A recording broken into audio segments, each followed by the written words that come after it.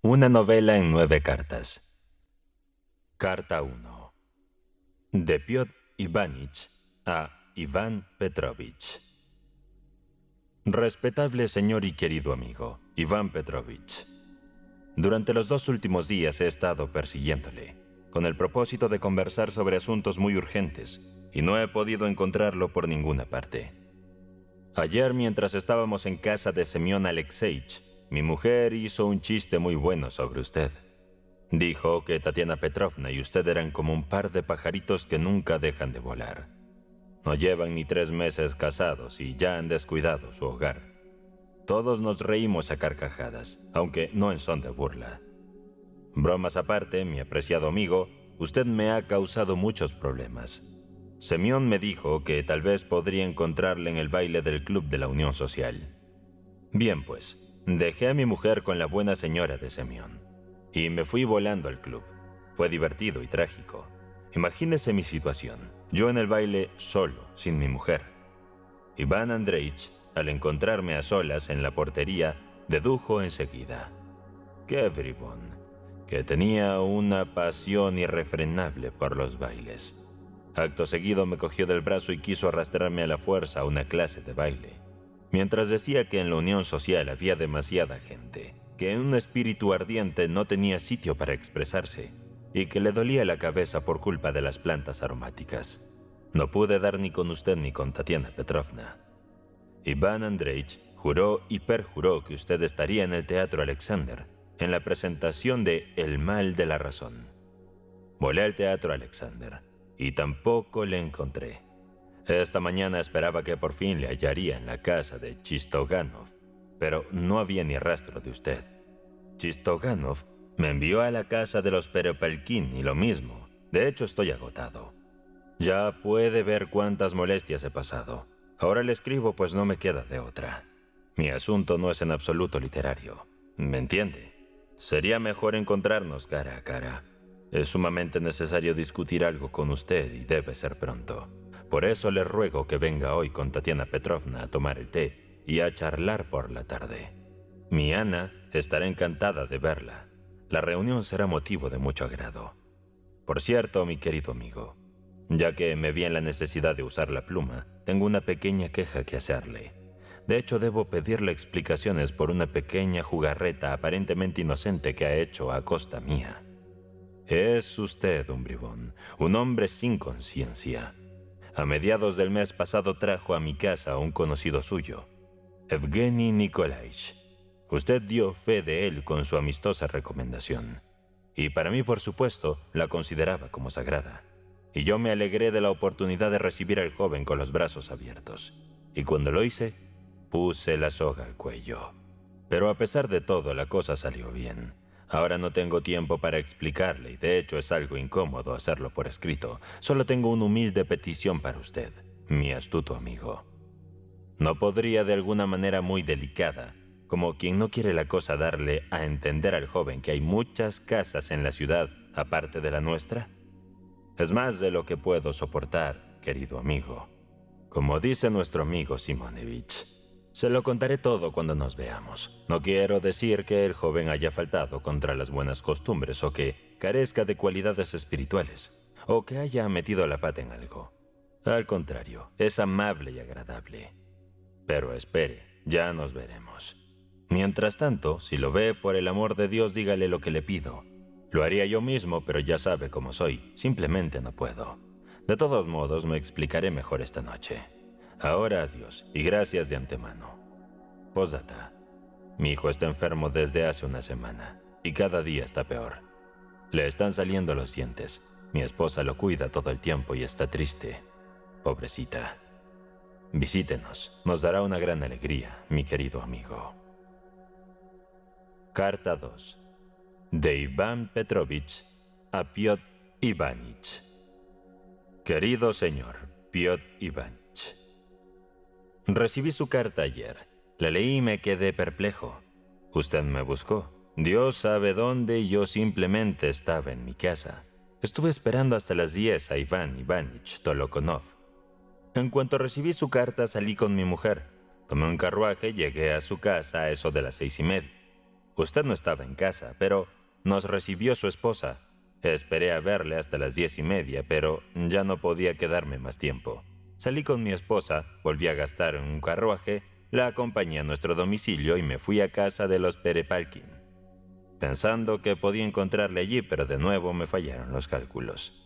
Cuando llegué a casa no pude dormir durante toda la noche, pues me sentía inquieto. Por la mañana di 3 vueltas para verle, a las 9, a las 10 y a las 11, y 3 veces gasté en carruajes para quedar plantado de nuevo. Leí su carta y me quedé perplejo. Escribe usted sobre Evgeny Nikolaich. Me ruega que insinúe algo, y no me dice por qué. Elogio su cautela, pero yo no le doy documentos de importancia a mi mujer para que los enrolle y se los fume. De hecho, me desconcierta saber con qué motivo me ha escrito todo esto. Sin embargo, si se trata de eso, ¿por qué debería entrometerme en el asunto? Yo no soy un metiche. Usted mismo podría decirle lo que piensa, pero veo que debo aclarar el asunto con usted. El reloj no para y ya estoy en apuros. Tengo un viaje pronto y mi mujer está insistiendo para que le consiga un manto de terciopelo. Esos que están de moda. Sobre Evgeny Nikolaich, me adelanto a mencionar que cuando estuve ayer en la casa de Pavel Semyonovich, pedí los informes sin perder el tiempo. Tiene 300 siervos en la provincia de Yaroslav y espera que su abuela le otorgue una finca con otros 300 cerca de Moscú. No puedo decir cuánto dinero tiene. Creo que usted debería saberlo mejor. Le ruego que de una vez por todas me indique un lugar donde pueda reunirme con usted. Me dijo que se encontró ayer con Iván Andreich y que él le dijo que yo estaba en el Teatro Alexander con mi esposa.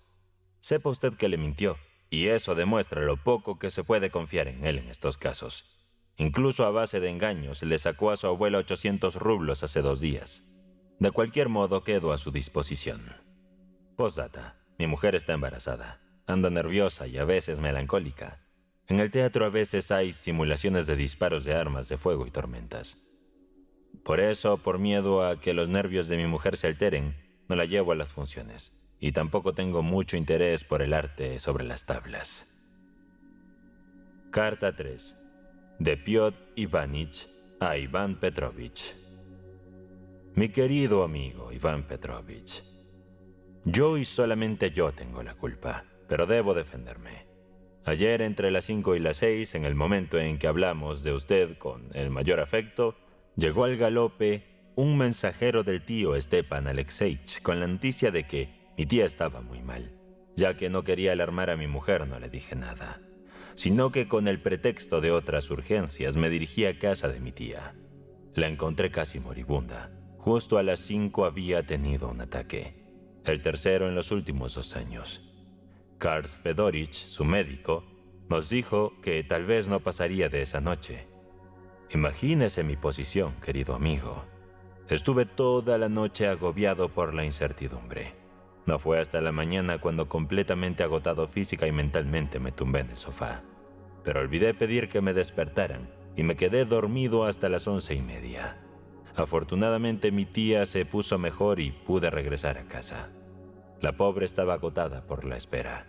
Comí un poco, abracé a mi hijo, tranquilicé a mi mujer y salí a buscarle. Pero usted no estaba en casa, pero encontré a Evgeny Nikolaich. Cuando regresé a mi casa cogí un bolígrafo y aquí estoy, escribiéndole. No se enfade conmigo, mi amigo. Pégueme, córteme la cabeza si quiere, pero no me prive de su buena fe. Su mujer me ha dicho que esta noche estará en la casa de los Slianov. Estaré allí sin falta. Espero verle pronto. Quedo a su disposición. Postdata. Estamos muy tristes por nuestro pequeño. El médico le ha recetado riubarbo. El pequeño se angustia y ayer no reconocía a nadie. Pero esta mañana ya nos reconoció y ha vuelto a decir papá, mamá y se queja un poco. Mi mujer ha llorado mucho. Carta 4. De Iván Petrovich a Piotr Ivanich. Mi querido señor Piotr Ivanich, le escribo a usted desde su casa, en su escritorio, y antes de tomar la pluma hace más de 2 horas y media que le espero. Permítame que le diga sin rodeos mi sincera opinión sobre este lamentable incidente. De su última carta deduje que le esperaban en casa de los Slianov y que me invitaba a ir allí. Me presenté, me quedé 5 horas y jamás se apareció. ¿Cree que voy a ser el hazmerreír de la gente? Disculpe, mi querido señor. He venido a verla esta mañana. Esperaba encontrarle, y no como otros, que buscan a la gente, Dios sabe dónde, cuando se les puede encontrar en casa a cualquier hora convenientemente elegida. Pero no había ni rastro de usted. Sé que me impide decirle ahora toda la cruda verdad. Solo diré que, al parecer, se está echando atrás en lo que respecta a nuestro acuerdo. Y solo ahora al reflexionar sobre el asunto me queda admitir que estoy absolutamente asombrado por su picardía.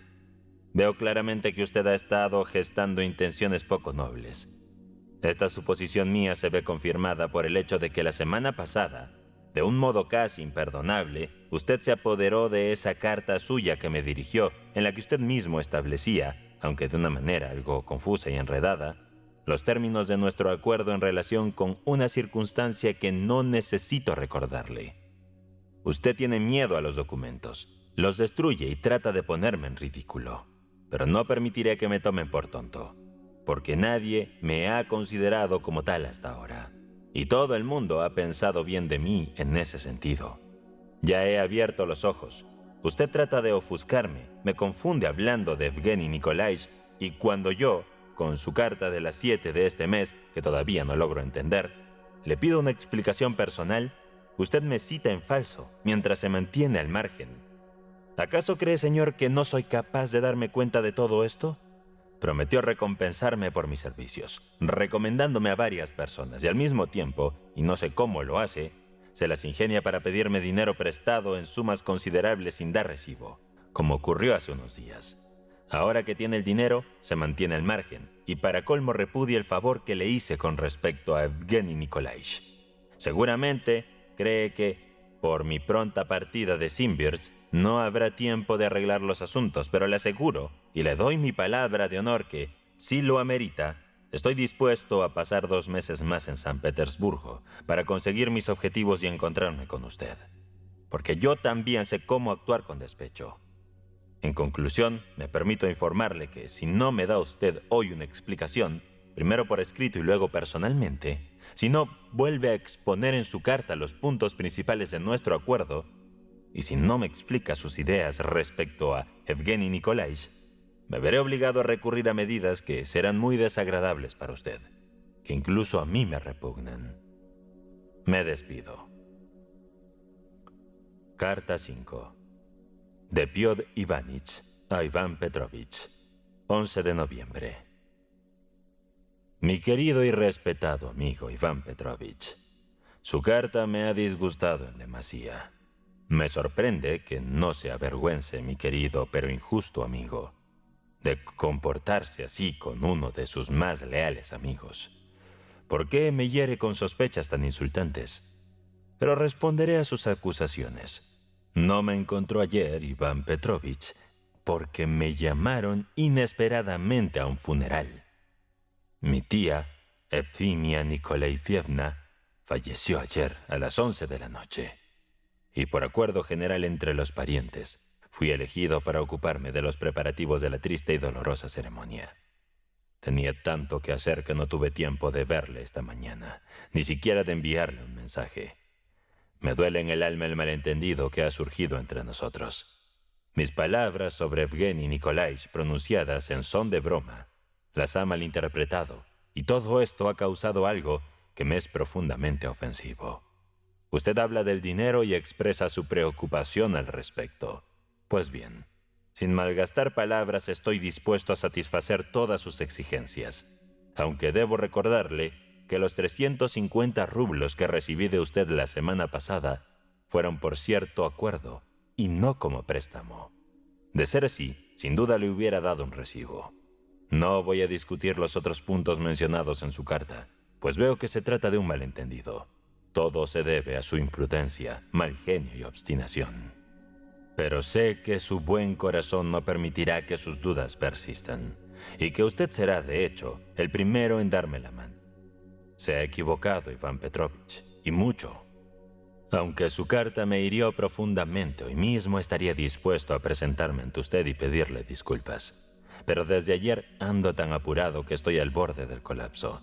y apenas puedo mantenerme en pie. Para colmo, mi esposa está en cama y me temo que esté gravemente enferma. No obstante, nuestro hijo, gracias a Dios, está mejor. Ahora debo dejar la pluma. Tengo un montón de cosas que hacer y son urgentes. Permítame, mi querido amigo, despedirme de usted. Carta 6. De Iván Petrovich a Piotr Ivanich. 14 de noviembre. Querido señor Piotr Ivanich, he esperado 3 días y he procurado aprovecharlos. Mientras tanto, siento que la cortesía y los buenos modales son el mayor decoro para cada uno. Desde mi última carta del 10 de este mes, no le he importunado de ninguna manera, en parte para que pueda cumplir sin molestia su deber cristiano para con su tía, y porque necesitaba tiempo para ciertas investigaciones sobre un asunto que usted conoce. Ahora me explicaré totalmente. Confieso que al leer sus 2 primeras cartas supuse que usted no entendía lo que yo quería. Así fue como busqué una entrevista con usted y que me dé explicaciones cara a cara. Tenía miedo de escribir y me reprochaba la falta de claridad en la expresión de mis pensamientos vertidos sobre el papel. Sabe usted que no tengo las ventajas de la educación y los buenos modales, y que me repelen las muestras de gentileza que por dentro están huecas, porque he aprendido por amarga experiencia cuán engañosas suelen ser las apariencias, y que a veces una serpiente se oculta bajo las flores. Sin embargo, yo sé que usted me entendió, pero no me contestó como debía porque, en su deslealtad, había planeado de antemano no cumplir con su palabra de honor y con su deber como amigo. Lo ha demostrado con lo ruin que ha sido conmigo estos últimos tiempos. Algo muy perjudicial para mis intereses, algo que no esperaba y que me negué a creer hasta el momento presente. Desde el principio de nuestra relación me cautivó por sus buenos modales, por la sutileza de su comportamiento, su conocimiento, su cultura y las ventajas que obtendría si me asociaba con usted. Creí haber encontrado un verdadero amigo y benefactor. Ahora me doy cuenta de que hay muchas personas que, bajo un exterior lisonjero, esconden veneno en sus corazones, que usan su astucia para tender trampas a su prójimo, cometen engaños que no tienen perdón, y por eso temen a la pluma y al papel, pero al mismo tiempo usan su fino lenguaje no en beneficio de los demás o de su país, sino para embaucar y nublar la razón de aquellos con quienes han entablado relaciones comerciales de cualquier tipo. Su traición, mi querido amigo, puede verse claramente en lo que sigue. En primer lugar, cuando, en los términos claros y concisos de mis cartas, describí mi posición y al mismo tiempo le pregunté, en mi primera carta, qué quería decir con ciertas expresiones suyas con respecto a Evgeny Nikolaich, pero usted trató de eludir mi pregunta y, confundiéndome con dudas y sospechas, dejó tranquilamente de lado el tema. Luego, después de tratarme de una manera que no se puede describir con palabras, dijo que estaba ofendido. ¿Qué pretende, señor? Y cuando me había hecho correr detrás de usted por toda la ciudad, me escribió cartas fingiendo ser mi amigo en las que, evitando cualquier asunto de negocios, hablaba en cada carta de cosas irrelevantes, tales como la enfermedad de su buena señora, por las que tengo en cualquier caso mucho respeto, y de cómo su bebé había tomado una dosis de riubarbo y que le estaban creciendo los dientes, con una frecuencia que me resultaba insultante. Yo reconozco que el corazón de un padre puede desgarrarse por los sufrimientos de su bebé, pero ¿por qué hacer mención de esto cuando se necesitaba hablar de otra cuestión totalmente diferente? Lo soporté en silencio, pero ahora creo que es mi deber explicarme. Al final, luego de que me engañase varias veces con citas fraudulentas, usted intentó, al parecer, dejarme como un tonto y hazme reír, cosa que nunca he pretendido ser. Después me informó que le habían llamado para ver a su tía, que había tenido un ataque, precisamente a las 5 en punto, y se disculpó por su ausencia, con un detalle que ahora me resulta vergonzoso. Por suerte para mí, señor, en el transcurso de estos días, hice averiguaciones y me enteré de que su tía tuvo el ataque en el día 7, poco antes de medianoche. A partir de eso, deduzco que usted ha usado las sagradas relaciones familiares para engañar al prójimo. Por último, en su más reciente carta dio a entender que la muerte de su tía tuvo lugar precisamente en el momento en que yo iba a visitarle para consultarle sobre diversos asuntos de negocios. Pero aquí está la vileza de sus cálculos e invenciones, que llega a ser increíble. Pues gracias a una información fidedigna que pude obtener justo a tiempo, he averiguado que su tía murió 24 horas más tarde de lo que usted comunicó con tanta deshonestidad. No acabaría nunca si enumerara todos los detalles que dejan en evidencia su conducta traicionera hacia mí. Además, cualquier persona sensata podría ver que usted dice que soy su verdadero amigo y me da toda clase de nombres corteses en sus cartas, con el único propósito de manipularme emocionalmente. Y ahora toca mencionar su principal acto de engaño y traición para conmigo, a saber, su continuo silencio en todo lo que concierne a nuestros intereses comunes, en lo que respecta al hecho de que robara la carta en la que exponía, aunque en un lenguaje algo oscuro y no muy comprensible para mí, nuestros acuerdos y cláusulas de ese préstamo forzoso de 350 rublos que me pidió como amigo suyo, sin dar recibo alguno, y por último, sus abominables calumnias hacia Evgeny Nikolaich. Ahora veo claramente que quería que yo pensara que él era, si me permite así decirlo, como un macho cabrío, que no servía ni para leche, ni para lana, que no era ni una cosa ni la otra como señaló en su carta del 6 de este mes. Pero yo conozco a Evgeny. Sé que es un joven humilde y honesto, virtudes con las que puede atraer, ganar y merecer respeto en la sociedad. Sé que también, todas las noches de los últimos 15 días, usted se ha metido en el bolsillo docenas y a veces hasta cientos de rublos, desplumando al mozo en juegos de azar. Usted ahora se desentiende de todo esto y se ha apropiado de mi dinero y el de Evgeny con sus patrañas y artimañas. Y encima usted se niega a compensarme, recurriendo para ello a la calumnia con la que perjudica al muchacho a quien yo mismo le presenté. Pero ya me enteré, por lo que oigo de sus amigos, que usted casi babea por él y da a entender a todo el mundo que él es su amigo más querido, aunque no haya nadie en el mundo tan tonto como para no adivinar enseguida lo que pretende y lo que significa para usted la amistad. Yo diría engaño, traición, ausencia de cortesía y apoyo, una ofensa a Dios y una depravación. Me pongo a mí mismo como prueba y ejemplo. ¿En qué le he ofendido y por qué me ha tratado así? Voy a terminar mi carta. En líneas generales, si en el plazo más breve posible después de recibir esta carta no me devuelve, en primer lugar, los 350 rublos que le di, y en segundo lugar, el monto que debería obtener de acuerdo con su promesa, recurriré a los medios posibles para obligarle a que lo haga, amparándome dentro de la ley.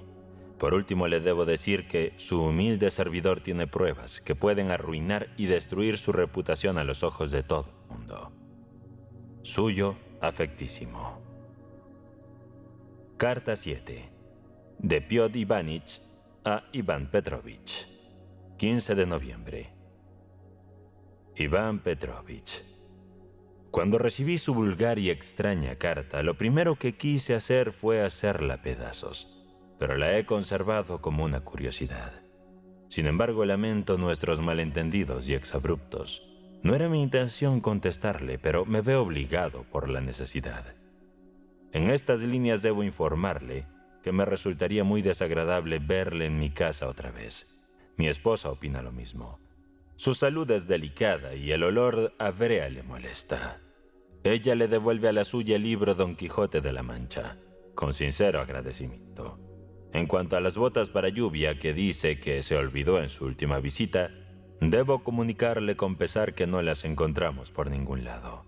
Todavía las estamos buscando, pero si no aparecen le compraré un par nuevo. Por lo demás, tengo el honor de seguir siendo su amigo sincero. Carta 8. El 16 de noviembre, Piotr Ivanich recibió por correo 2 cartas dirigidas a él. Al abrir el primer sobre, sacó una nota cuidadosamente doblada en el papel rosa pálido. La letra era de su mujer. Estaba dirigida a Evgeny Nikolaich y fechada el 2 de noviembre. No había nada más en el sobre.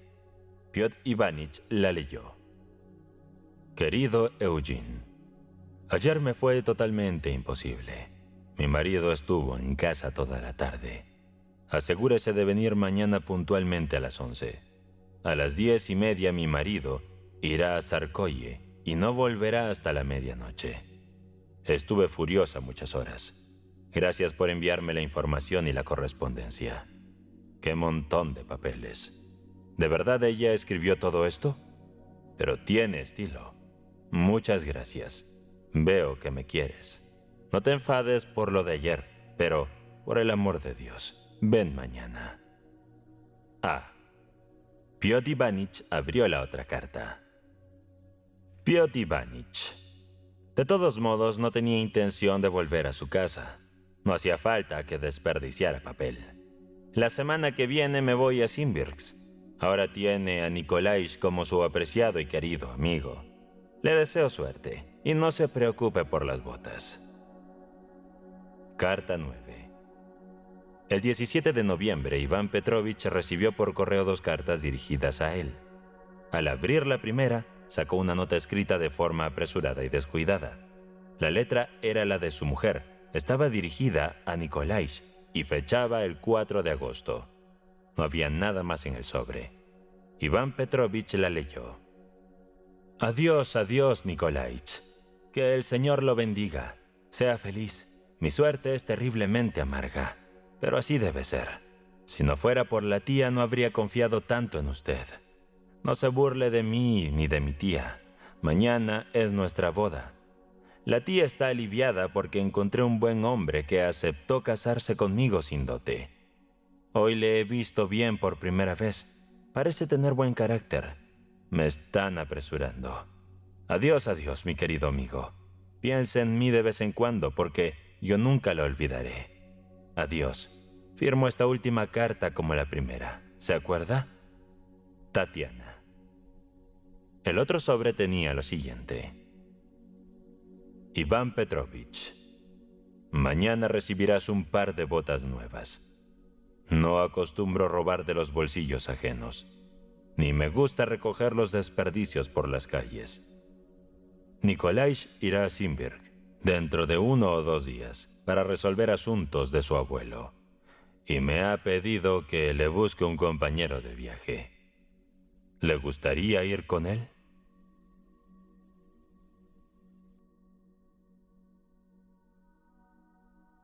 El beso. El 20 de mayo, a las 8 de la noche, las 6 unidades de artillería de la reserva de N hicieron una parada en el poblado de Mestechki. Mientras algunos oficiales se ocupaban de desmontar los equipos, otros se congregaron junto a la iglesia de la plaza y esperaron órdenes. En ese momento, un hombre vestido de civil y montado en un caballo de crines rojas hizo su aparición frente a la iglesia.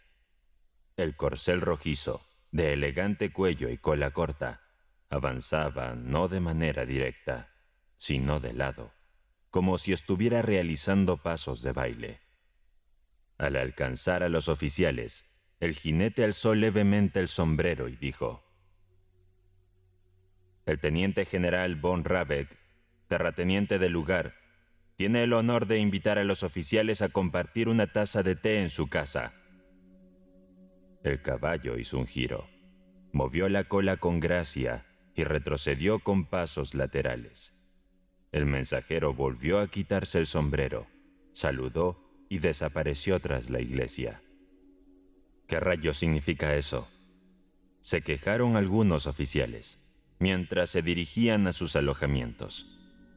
Apenas podemos tener los ojos abiertos y ahora ese von Rabeck nos invita a tomar el té. Ya sabemos lo que eso significa.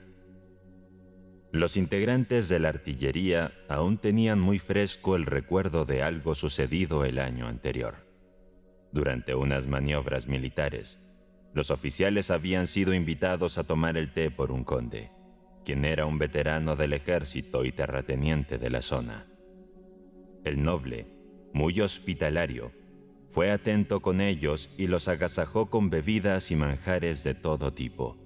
Se mostró reacio a dejarlos marchar a la base militar y los convenció de pasar la noche en su mansión. Todo eso estaba bien, y no podían desear nada mejor. Pero lo malo fue que el conde se entusiasmó demasiado al ver a tantos jóvenes juntos. Comenzó entonces a soltarles anécdotas sobre sus días de gloria en el ejército.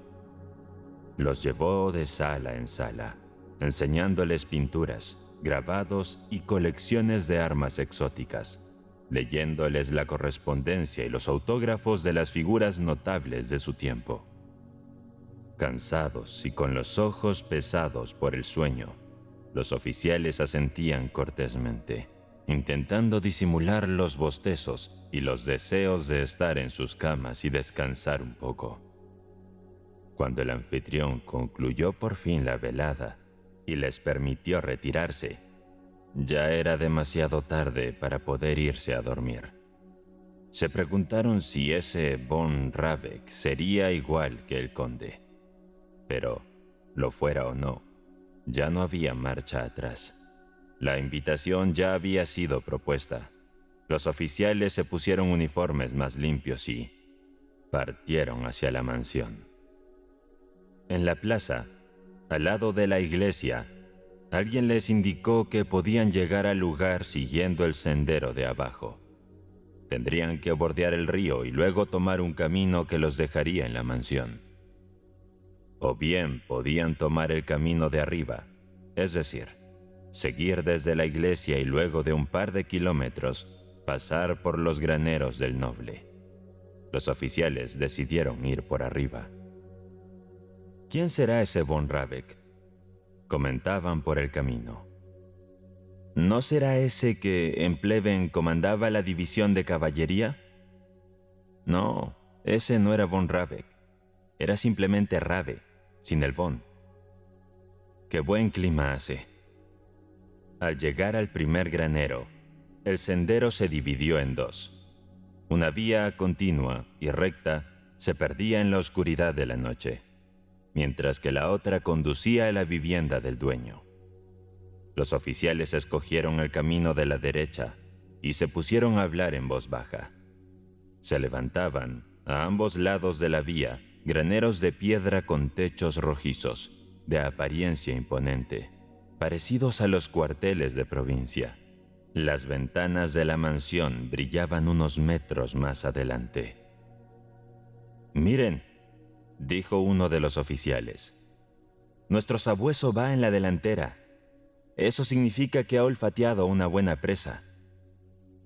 El teniente Lobitko, un sujeto alto y de constitución fuerte, lampiño a pesar de su edad, más de 25 probablemente, pero su rostro no tenía señales de vello facial, guiaba al conjunto mientras avanzaban. Era conocido en la brigada por su peculiar talento para olfatear la presencia de mujeres desde lejos. Se volvió hacia sus compañeros y les dijo: «Sí, estoy seguro de que aquí hay mujeres, lo huelo». Al llegar a la entrada, fueron recibidos por el mismo von Rabeck. Era un caballero distinguido, que rondaba los 70 años y estaba vestido de civil. Al estrecharles la mano a sus huéspedes, manifestó su entusiasmo por tenerlos allí, pero les rogó a los oficiales que, por el amor de Dios, comprendieran que no podía ofrecerles hospedaje esa noche. Había recibido la visita de unos familiares y la casa estaba repleta. Saludó a cada uno con un apretón de manos, ofreció sus disculpas y sonrió, pero su entusiasmo no era el mismo que el del conde anterior. Entendieron que este anfitrión los había invitado solamente porque así lo exigían las normas de buena conducta. Al subir por las escaleras alfombradas y escuchar sus palabras, los oficiales intuyeron que se encontraban allí por cortesía y no por agrado. Al ver a los criados apresurarse a encender las luces de la entrada y arriba en el recibidor, les pareció que con su presencia habían provocado inquietud e incomodidad en la vivienda. Podría ser grata la irrupción de 19 militares desconocidos en un hogar donde familiares y amigos se habían reunido por un motivo especial.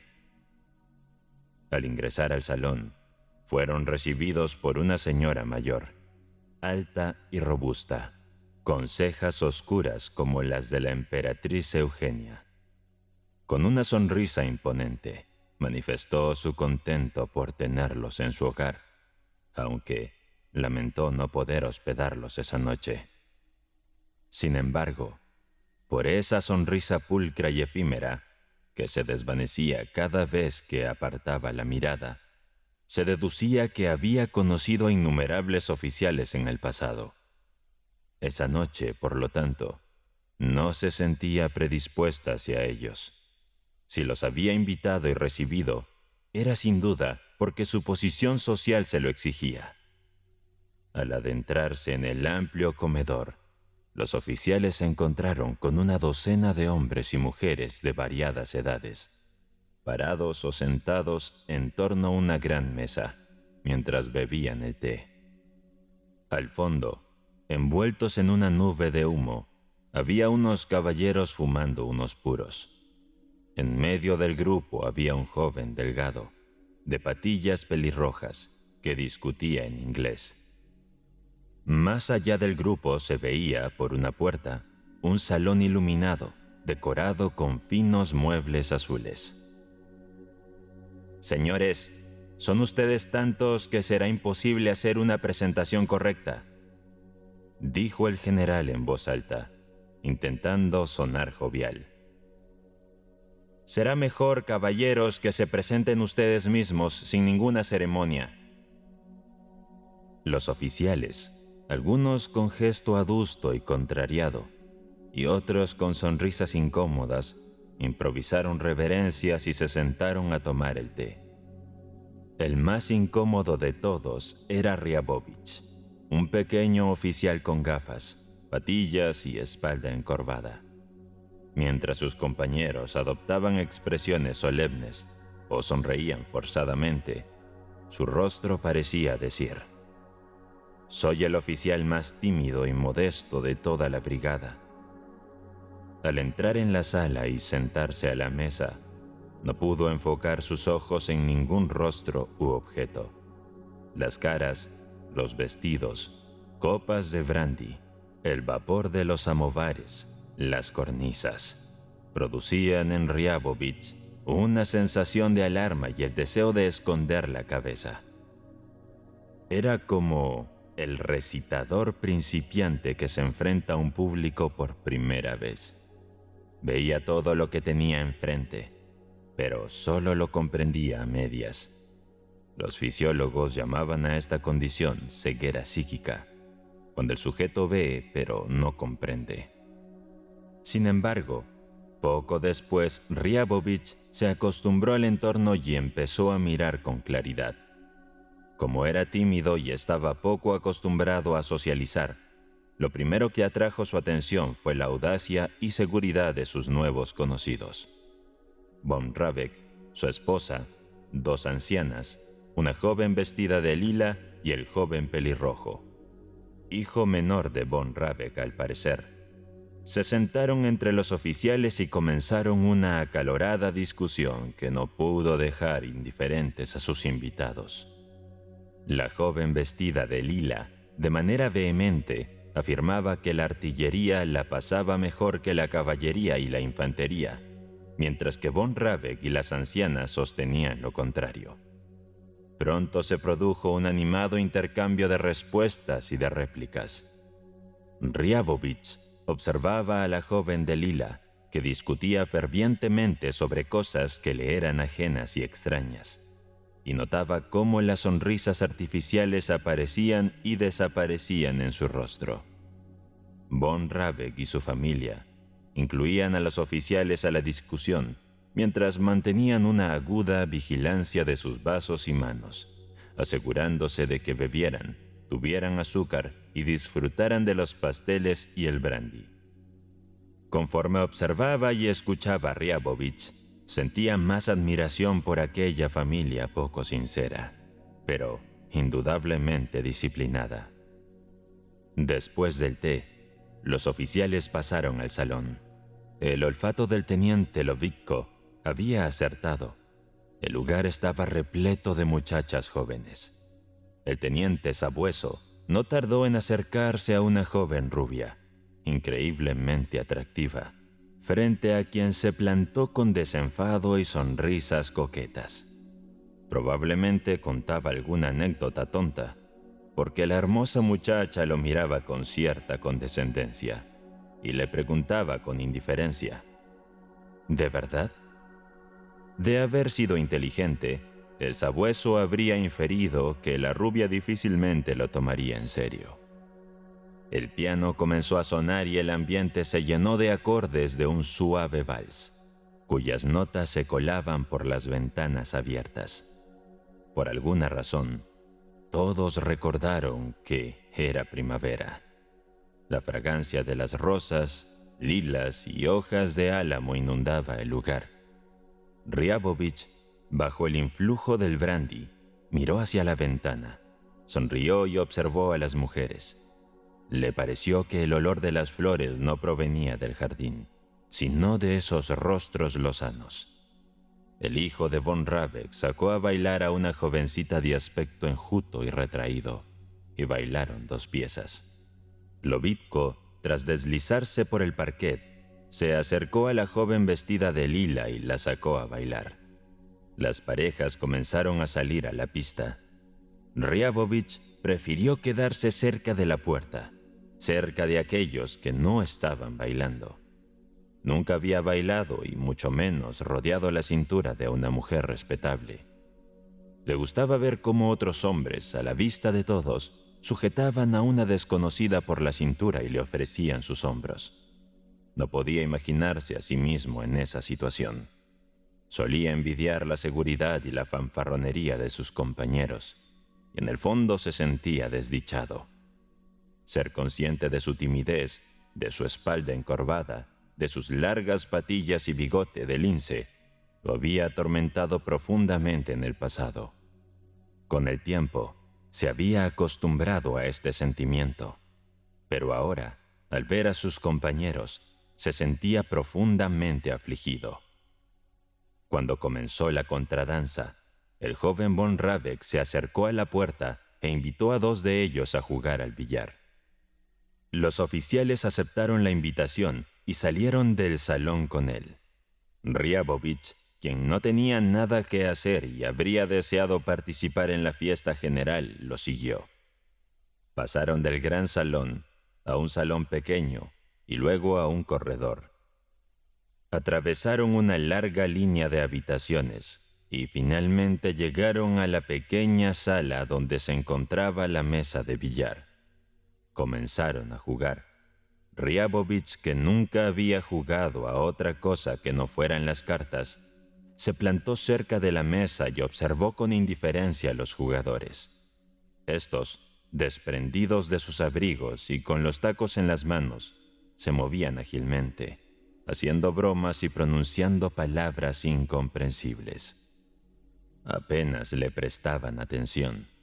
Solo de vez en cuando, de manera accidental, algunos de ellos lo empujaba con el codo o lo rozaba con el taco, y se disculpaba con un frío perdón. Antes de terminar el primer juego, Riabovich comenzó a sentir que no era bienvenido y que estorbaba. Así que salió de la habitación, en dirección al salón. En su camino de regreso, Riabovich tuvo una pequeña aventura. Cuando ya había recorrido algunas habitaciones, se dio cuenta de que se había equivocado de ruta. Recordaba que debía encontrarse con 3 sirvientes adormilados en su camino, pero había pasado por 5 o 6 habitaciones y aquellas figuras no aparecían. Al reparar en su error, retrocedió y giró a la derecha. Se encontró entonces en una pequeña habitación, que no había visto al ir al billar. Tras unos breves segundos allí, abrió la primera puerta que encontró e ingresó en una habitación en penumbras. Enfrente de él, a través de la rendija de la puerta, se colaba un resplandor de luz brillante. El sonido apagado de una melancólica canción llegaba desde algún lado. Las ventanas, al igual que el salón, estaban abiertas de par en par. El aroma a álamos, lilas y rosas subía desde la ventana y llenaba el aire. Ryabovich se quedó inmóvil, pensativo. En ese momento, oyó pasos apresurados y el suave susurro de un vestido. Una voz femenina dijo: «Por fin». De repente, dos brazos suaves, fragantes y delicadamente esbeltos se cerraron alrededor de su cuello, y una mejilla cálida se apretó contra la suya, y al mismo tiempo se oyó el sonido de un beso. Pero un instante más tarde, la persona que lo besaba soltó un débil grito y se apartó de él con repugnancia. Al menos eso fue lo que le pareció a Ryabovich. Poco le faltó para emitir un grito, pero prefirió correr hacia la luz resplandeciente que salía de la rendija de la puerta. Cuando volvió al salón, su corazón bombeaba con fuerza y sus manos temblaban. Tuvo que esconderlas detrás de la espalda para disimular. En los primeros segundos, sintió pavor de que todos en el salón supieran que acababa de ser besado y abrazado por una mujer. Se encorvó y miró nerviosamente a su alrededor. Cuando se dio cuenta de que la gente seguía bailando y hablando como antes, se entregó por entero a una sensación nueva, que hasta entonces no había experimentado en su vida. Su cuello, alrededor del cual se habían aferrado unos brazos suaves y perfumados, le pareció bañado en aceite. En la mejilla izquierda, cerca del bigote, donde la desconocida lo había besado, le palpitaba una agradable sensación de frescor. Cuanto más se tocaba o acariciaba esa zona, más intensa era la sensación de frescura. Una extraña emoción lo invadía de pies a cabeza y crecía a cada instante. De pronto, sentía ganas de bailar, conversar, correr al jardín y reír a carcajadas. Había olvidado su timidez, su espalda encorvada y sus patillas que algunos consideraban poco representables o poco distinguidas, tal como lo habían calificado dos señoras durante una conversación que él oyó por azar. Cuando la esposa de von Rabeck pasó cerca, le ofreció una sonrisa amplia y amistosa, lo que la hizo detenerse y mirarlo con curiosidad. «Su casa me gusta demasiado», dijo, ajustándose las gafas. La imponente mujer le sonrió y mencionó que la mansión había sido herencia de su padre. Acto seguido, le preguntó cerca de sus progenitores, si aún vivían, cuánto tiempo llevaba en el ejército y la razón de su delgadez, entre otras cosas. Contestadas sus preguntas, la mujer siguió su camino.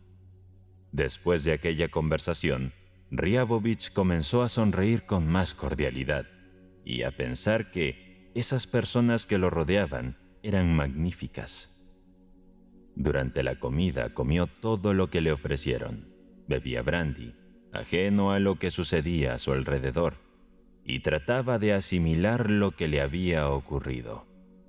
Era un episodio repleto de tintes enigmáticos y poéticos, pero no era complicado de entender. Seguramente, alguna joven o mujer casada había programado una cita clandestina en aquel cuarto oscuro. Luego de esperar un rato y en medio de su ansiedad, creyó que Ryabovich era a quien esperaba. Considerando que él se había quedado parado y dubitativo en ese lugar, dando la impresión de estar aguardando a alguien, la situación adquiría mucho más sentido. De esa manera, el motivo del beso quedaba completamente explicado. ¿Quién podría ser ella?, se preguntó, examinando los rostros de las mujeres del salón. Lo más seguro es que sea joven, ya que las mujeres maduras no acostumbran a hacer ese tipo de citas. Por otra parte, está claro que pertenecía a un ambiente refinado, ya que su perfume, el rumor de su vestido, su voz... Detuvo la mirada en el rostro de la joven vestida de lila. La halló preciosa, fascinante. Tenía unos hombros y brazos espléndidos, y su semblante agudo y una voz cautivadora. Riabovich deseaba que ella fuera su misteriosa dama. Sin embargo, la joven soltó una risa forzada y frunció su larga nariz, asumiendo, a su parecer, una apariencia envejecida. Luego, dirigió su mirada a la bella rubia del vestido oscuro. Era más joven, natural y genuina. Tenía una frente adorable y bebía de su copa de una manera tan delicada. Riabovich guardaba esperanzas de que fuera ella. No obstante, después pensó que su rostro, después de todo, era algo monótono, ordinario, y miró a la mujer junto a ella. Es un misterio, meditó.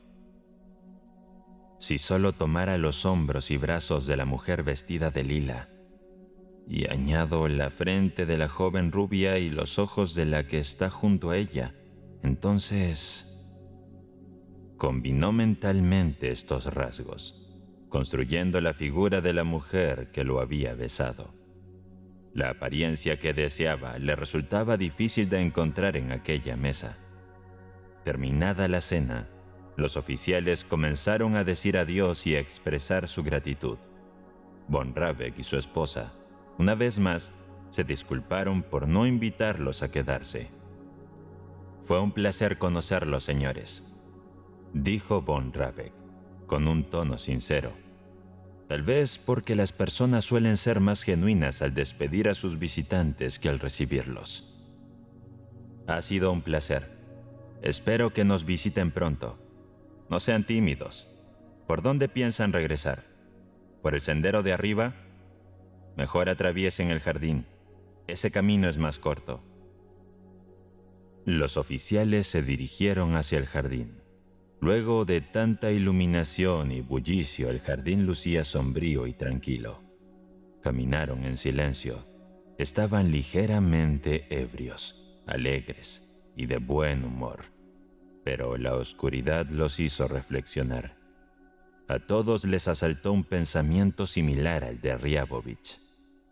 Llegaría un momento en sus vidas en el que, al igual que su anfitrión de esa noche, tendrían una mansión, una familia, un jardín y pudieran recibir a sus visitantes, aunque fuera con forzada cortesía, alimentarlos, animarlos y hacerlos felices.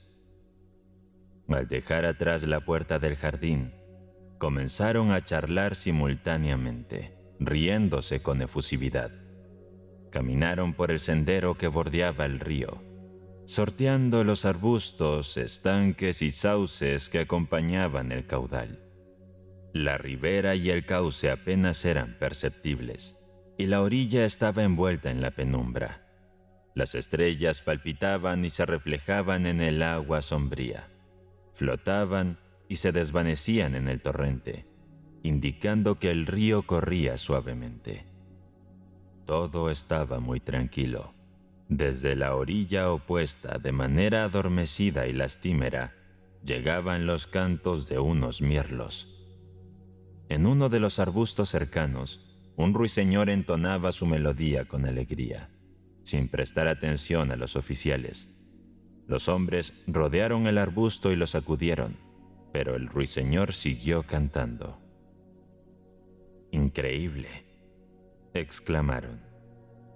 «Estamos a 2 pasos y no se ha asustado de nosotros. ¡Qué pajarraco!». Al final del trayecto, el sendero se elevaba y desembocaba en el camino principal. Los oficiales, fatigados por el ascenso, se sentaron y se pusieron a fumar. Divisaron entonces, desde el otro lado del río, un resplandor rojizo. Ya que no tenían otro tema de conversación, especularon un rato sobre si era un campamento, una ventana iluminada o algún faro. Riabovich también fijó su vista en ese brillo. Pensó que la luz lo observaba y le lanzaba unos coquetos guiños, como si estuviera al tanto del beso. Al llegar a su alojamiento, Riabovich se apresuró a desnudarse y se deslizó entre las sábanas. Lobitko y el teniente Merzliakov, hombre de temperamento calmado y reservado, considerado un oficial culto, quien solía sumergirse en muchas lecturas, compartían el barracón con Ryabovich. Tras quitarse la ropa, Lobitko deambuló por la estancia y con una expresión de insatisfacción mandó a su ayudante a buscar cerveza. Merzliakov se acomodó en el colchón, colocó una vela cerca y se entregó a la lectura de una revista. ¿Quién habrá sido?, se preguntó Ryabovich, mirando el techo tiznado de humo. Todavía sentía su nuca como untada de aceite y la frescura en sus labios como frescas gotas en una hoja de eucalipto. Los brazos y hombros de la joven vestida de lila, la mirada y el semblante de la rubia de negro, las siluetas y prendas del resto de muchachas bailaban en su mente. Trató de concentrarse, pero esas visiones se producían, se desvanecían y volvían a surgir. Cuando las visiones desaparecieron tras el negro telón del sueño, comenzó a escuchar pasos, el roce de vestidos, el eco de un beso y una intensa felicidad que lo envolvía y consumía. Sumergido en esa dicha, escuchó al ayudante de Lobitko, quien regresó anunciando que no había encontrado cerveza. Su jefe se molestó con él y empezó a caminar de un lado a otro. «Es un incompetente», exclamó, parándose frente a Ryabovich y luego frente a Merzliakov. «Qué tonto tiene que ser alguien para no conseguir cerveza. ¿No creen lo mismo? Es difícil hallar cerveza en este lugar», comentó Merzliakov, sin despegar la mirada de su revista. «¿Así lo ves tú?», dijo Lobitko. «Si me mandaras a la luna encontraría cerveza y mujeres. Voy a ir ahora mismo a buscarla. Llámenme infeliz si no la encuentro». Se puso la ropa y se ajustó las botas. Después, en completo silencio, terminó su cigarrillo y salió. «Rabek, Grabek, Labek», musitó, haciendo una pausa en el cuarto contiguo. «No quiero salir, demonios. Ryabovich, ¿te gustaría caminar un rato? ¿Qué dices?». Sin obtener una respuesta, volvió a entrar, se desvistió con calma y se acomodó en la cama. Merzliakov dejó escapar un suspiro, guardó su revista y apagó la vela. «Maldición», dijo Lobitko absorbiendo un cigarrillo en la penumbra. Ryabovich se tapó con las sábanas, se enrolló en ellas y trató de juntar y darle forma a las imágenes que pululaban en su cabeza, pero no tuvo éxito. El sueño terminó de envolverlo. Su último pensamiento fue que alguien lo había besado y llenado de felicidad, que algo increíble, quizás absurdo pero dulce, había ingresado en su existencia. Esa idea lo acompañó en sus sueños. Al despertar, ya no sentía el cuello embadurnado de aceite y la frescura de eucalipto en los labios, pero el regocijo seguía llenando su pecho. Observó con agrado las ventanas iluminadas por los rayos del sol, escuchando con atención las pisadas de los caminantes en la calle. Las voces resonaban cerca de su ventana. Lebedetsky, el jefe de Ryabovich, discutía en voz alta, casi a gritos, con un sargento. «¿Y qué más?», exclamaba su jefe. «Ayer, al reparar los caballos, pusieron un mal clavo en el casco. El veterinario empleó arcilla y vinagre y ahora hemos apartado ese caballo. Además, señor, el encargado bebió demasiado y el teniente ordenó que lo pusieran en el campamento de repuesto». El sargento informó, además, que Karpov había olvidado traer las cuerdas para las trompetas y las tiendas, y que los oficiales habían pasado la velada en casa del señor von Rabek. Durante esta charla, el rostro pelirrojo de Lebedetsky apareció en la ventana. Miró con sus ojos ligeramente miopes, observando las facciones adormecidas de los oficiales. Los saludó. ¿Todo bien?, preguntó. «Uno de los caballos tiene una rosadura», contestó Lobitko bostezando. El jefe suspiró, reflexionó un instante y finalmente dijo: «Pues yo pienso ir a ver a Alexandra Yevgranovna. Tengo que visitarla. Nos encontraremos por la tarde». Un cuarto de hora más tarde, la brigada se puso en marcha. Mientras se desplazaban junto a los almacenes, Ryabovich echó un vistazo a la mansión. Todas las ventanas estaban cubiertas por las persianas. Al parecer, la familia completa seguía en los brazos de Morfeo. La mujer que le había dado ese beso a Ryabovich también estaría dormida. Intentó visualizarla, las ventanas de su habitación, las hojas de un árbol asomándose, la brisa matutina, el aroma de álamos mezclándose con las lilas y las rosas, la cama y el vestido que había usado la noche anterior, los zapatos pequeños, el pequeño reloj sobre su mesa. Visualizó todo esto con precisión, pero los detalles de su rostro, algún distintivo determinante, se diluía como mercurio entre sus dedos. Cuando terminaron de recorrer el primer kilómetro, echó un vistazo atrás. La iglesia amarilla. La casa y el río relucían bajo el sol. El río, con sus orillas luminosas y verdes, reflejadas en el cielo azul mediante destellos plateados, era un espectáculo encantador. Ryabovich lanzó una última mirada al lugar y no pudo evitar sentirse melancólico, afligido, como si se estuviera alejando de su pueblo natal. Más adelante, el camino solo mostró escenas monótonas: campos de centeno y trigo sarraceno, con grajos retozando entre las espigas. Si buscaba el horizonte, solo veía el polvo y la nuca de los soldados. Al mirar hacia atrás, más polvo y más rostros similares. La vanguardia, compuesta por hombres con sables, marchaba sin contratiempos. Detrás venía la banda militar, con los trompetistas montados en caballos. La vanguardia y el coro, al igual que en los funerales, no respetaban las distancias y se adelantaban o retrasaban. Ryabovich marchaba junto al cañón de la quinta batería. Podía ver las 4 que marchaban delante de él.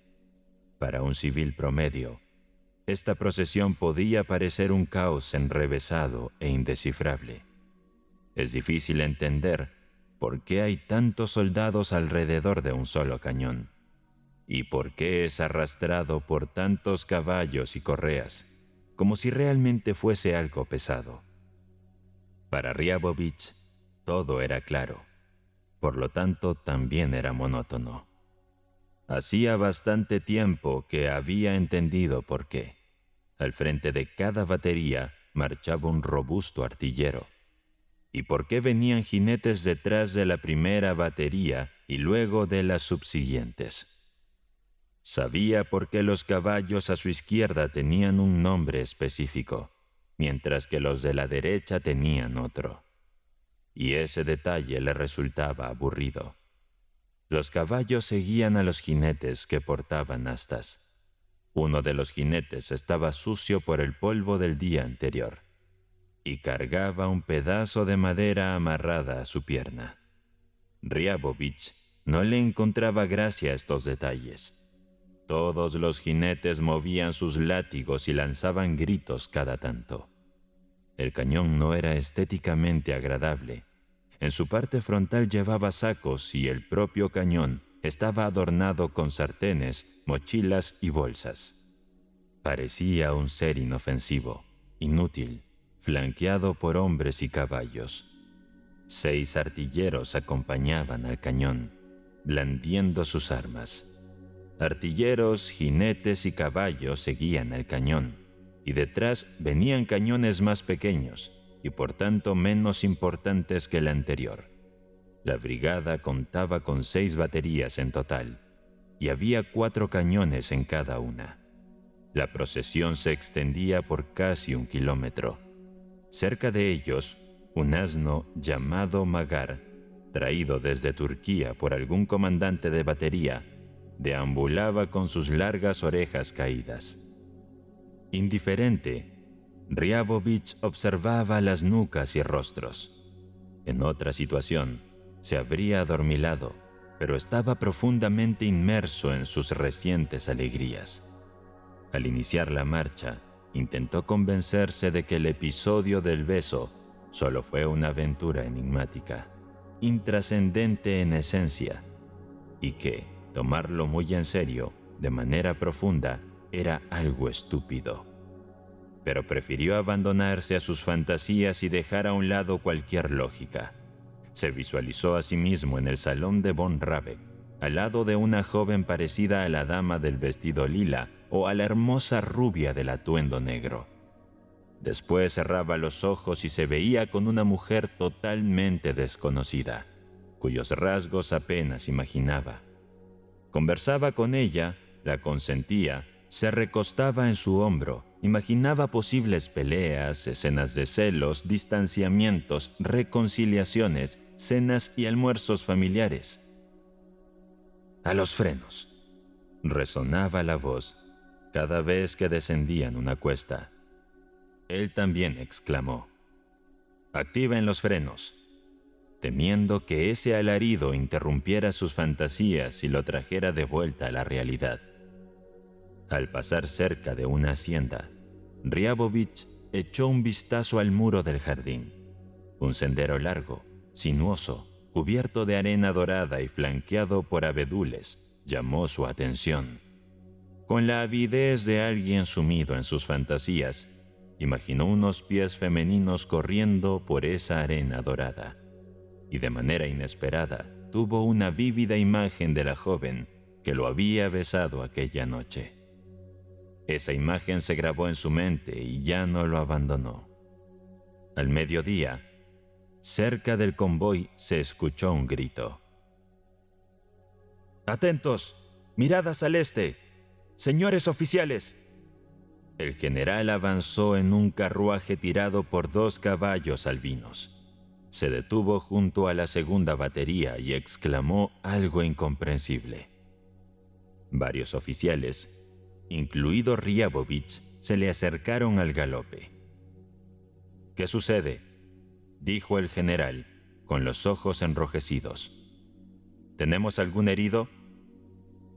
Tras recibir una respuesta, el general, un hombre menudo y delgado, reflexionó y dijo a sus oficiales: «Uno de sus conductores ha colgado su polaina en la parte frontal del cañón, el muy bribón. ¡Castíguenlo!». Miró a Riabovich y dijo: «Me parece que usted ha dejado los tirantes demasiado largos». Después de algunas observaciones repetitivas, el general puso sus ojos en Lobitko y esbozó una sonrisa. «Hoy luce pensativo, teniente», comentó.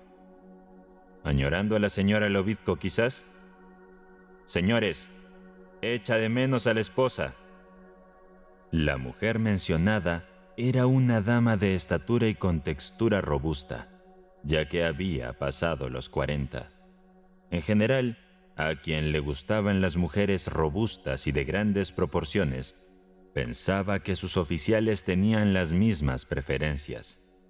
Los oficiales sonrieron cortésmente. El general, satisfecho por su comentario humorístico, soltó una risota, dio una palmada a su chofer y asintió con la cabeza. El carruaje reemprendió la marcha. «Todas mis fantasías son en realidad cosas muy comunes», reflexionó Riabovich, observando las nubes de polvo detrás del carruaje del general. «Son comunes y corrientes y todos las experimentan. Ese general, por ejemplo, estuvo enamorado alguna vez. Ahora está casado y tiene hijos. El capitán Butter, a pesar de su calvicie y obesidad, está casado y es amado. Salmanov, de semblante rudo y agresivo, se casó hace poco. Yo no soy diferente a los demás. Tarde o temprano sentiré lo mismo que todos. Y el reconocerse como alguien común, con una vida igualmente ordinaria, lo alegró y reconfortó. Imaginó su futuro y su felicidad añorada, sin poner freno a sus pensamientos. Al caer la tarde, cuando la brigada llegó a una ciudad y los oficiales descansaban en sus tiendas, Ryabovich, Merzliakov y Lobitko se sentaron a cenar alrededor de un baúl. Merzliakov comía tranquilamente y, mientras masticaba, leía una revista que reposaba en sus rodillas. Lobitko hablaba sin parar y llenaba su vaso con cerveza, mientras Ryabovich, cuya mente estaba cansada por sus constantes fantasías, bebía en silencio. Después del tercer vaso, sintió un ligero mareo. Se sintió melancólico y surgió dentro de él un profundo deseo de compartir sus emociones. Me sucedió algo curioso en casa de los von Raveks. Comenzó, intentando infundir a su voz un aire de indiferencia y sarcasmo. Como saben, fui un rato a la sala de billar con los caballeros. Relató entonces toda la historia del beso y en cuanto terminó, se quedó callado. Había relatado todo en ese brevísimo tiempo. Estaba asombrado de lo rápido que había contado la experiencia. Estaba seguro de que, si pudiera, hablaría de ese tema hasta la madrugada. Al oír su relato, Lobitko, conocido por ser un desconfiado, lo miró con escepticismo y soltó una risa. Merzliakov frunció el ceño y, sin levantar la mirada de su revista, comentó: «Qué extraño, que una mujer se lance a los brazos de un hombre en plena oscuridad sin antes decir nada. Debe ser una especie de psicópata». «Sí, es posible», asintió Ryabovich. «Una vez me sucedió algo similar», dijo Lobitko, fingiendo asombro. «El año pasado viajaba hacia Kovno y compré un boleto de segunda clase. El tren estaba repleto y no podía dormir.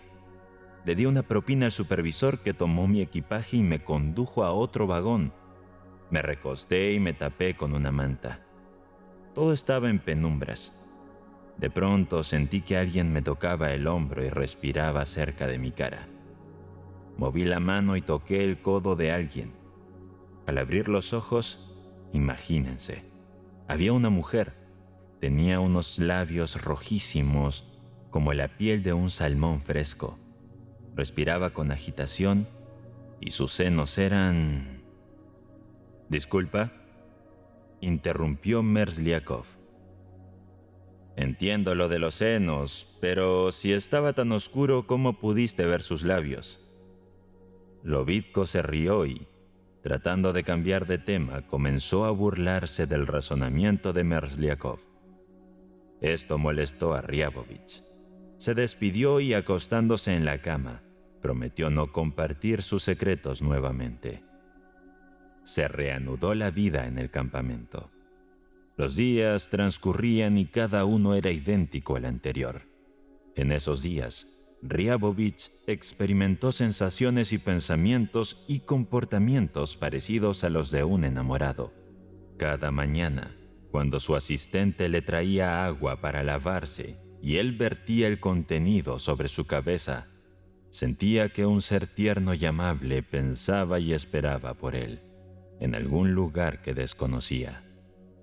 Por las tardes, cuando sus compañeros discutían sobre sus amoríos y amantes, él escuchaba atentamente. Su mirada era como la del soldado que oye el relato de una batalla en la que ha participado. Y en esas noches de confidencias, en las que el sabueso, Lobitko, lideraba las reuniones, Ryabovich los acompañaba, se entristecía se veía a sí mismo como el protagonista de una historia de amor que había cometido un error y mentalmente se disculpaba. Durante los descansos o noches de vigilia, cuando empezaba a rememorar su niñez, a sus padres, a todos aquellos que estimaba de verdad, inevitablemente su pensamiento se desviaba hacia la mansión de los von Rabeck. El día en que el jinete apareció detrás de la iglesia y les hizo llegar la invitación a la imponente esposa del anfitrión, cuyo rostro se parecía al de la emperatriz Eugenia, a la habitación en penumbras y al delgado rayo de luz colándose por la puerta. El 31 de agosto regresó al campamento, pero ya no con su brigada, sino con solo 2 baterías.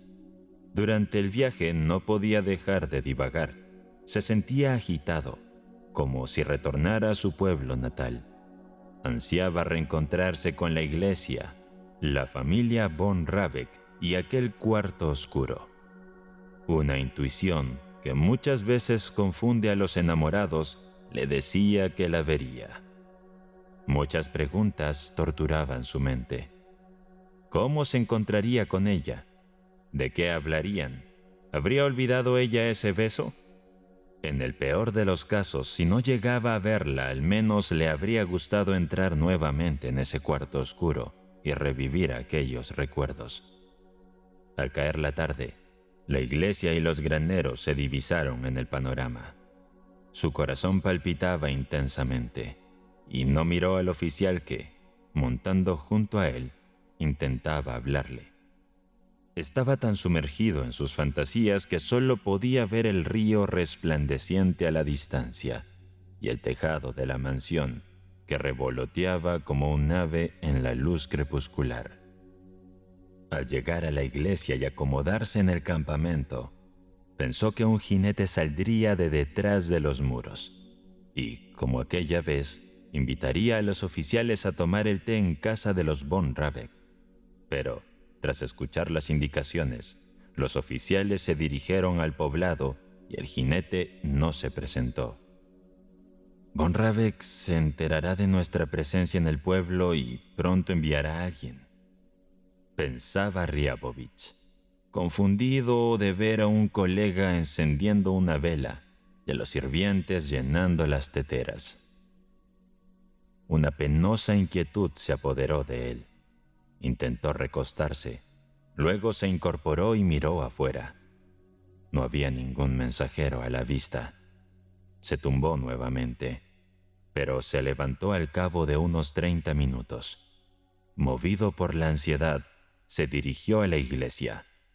El lugar estaba a oscuras y estaba completamente vacío. Solo 3 soldados, sentados en silencio en la calle, poblaban ese camino de declive y penumbra. Al ver a Riabovich, se irguieron y lo saludaron. Él respondió al saludo y avanzó por el conocido sendero. Al otro lado del cauce, el horizonte estaba teñido de un ligero vermellón. Comenzaba a emerger la luna. 2 campesinas conversaban animadamente, mientras cosechaban lo que al parecer eran coles.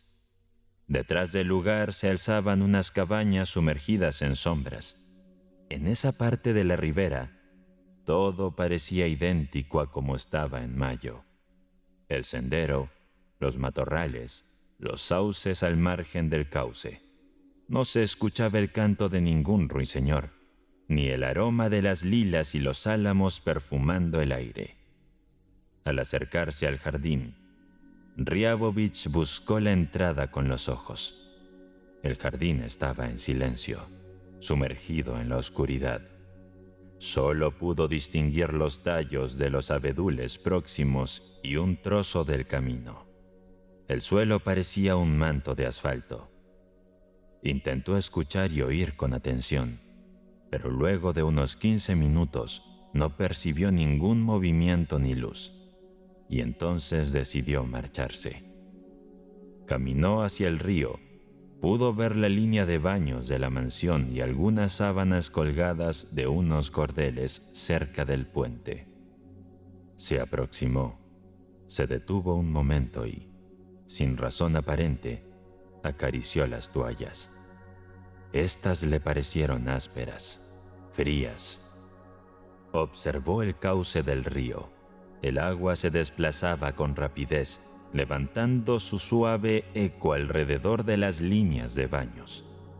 La luna se reflejaba en la ribera opuesta, en forma de ondulaciones plateadas que se deformaban y se recomponían, como si quisieran escapar del agua. ¡Qué estúpido! ¡Qué estúpido!, pensó Ryabovich, contemplando las aguas en movimiento. Nada de esto tiene sentido. Ahora que sus expectativas habían desaparecido, podía ver con claridad la historia del beso, sus fantasías e ilusiones. No le sorprendió no haber visto al mensajero del general ni a la joven que, creyendo que se trataba de otra persona, lo había besado por accidente. De hecho, lo raro habría sido verlos. Igual que en mayo, el agua seguía corriendo. Seguiría corriendo en septiembre y octubre y mucho después de que él ya no estuviera. El río, que había comenzado como un riachuelo, se convirtió en un brazo caudaloso que iría a desembocar en el océano. Luego se evaporaría, se convertiría en lluvia y, quién sabe, esa misma agua volvería a correr por ese mismo río ante los ojos desilusionados de Ryabovich. ¿Cuál era el propósito de esa secuencia circular? ¿Cuál? El mundo, su existencia, le parecieron entonces una broma sin sentido, una broma incomprensible e infinita. Desviando la mirada hacia el cielo, pensó cómo el destino, encarnado en una mujer desconocida, lo había acariciado de puro azar. Recordó sus ilusiones y fantasías de verano, y entonces su vida le pareció increíblemente aburrida, mísera y gris. Al regresar a su alojamiento, no encontró a ninguno de sus compañeros. Su ayudante le informó que todos se habían ido a la mansión del general von Rabeck, que había mandado una invitación con un jinete. Por un breve instante, una enorme alegría estalló en su corazón. Pero él la sofocó rápidamente. Se metió en la cama y, para contrariar a su destino o para burlarse de él, no fue a la mansión del general.